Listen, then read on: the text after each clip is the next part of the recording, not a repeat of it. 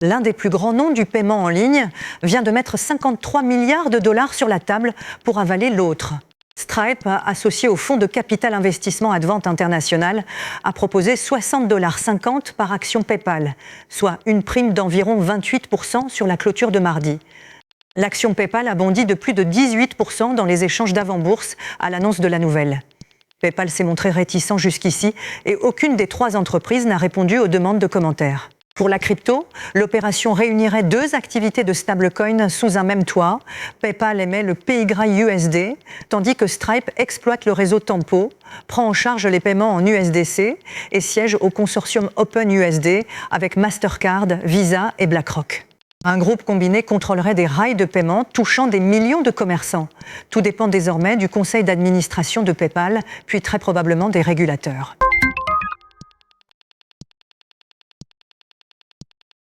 Le scandale du meme coin qui a secoué l'Argentine est de retour. Et cette fois, un juge suit l'argent à la trace.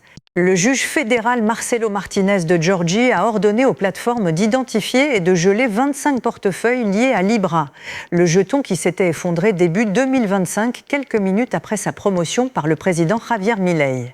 L'ordonnance couvre au moins 10 portefeuilles chez Binance, 8 chez Bybit et 2 chacun chez OKX et Bitfinex.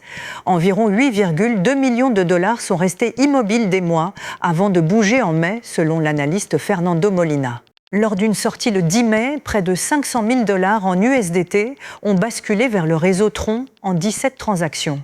Molina rappelle que le gel n'est encore qu'une demande que les plateformes n'ont, à sa connaissance, pas exécutée. Pour des milliers d'acheteurs de Libra, c'est le premier signe depuis des mois que quelqu'un traque cet argent.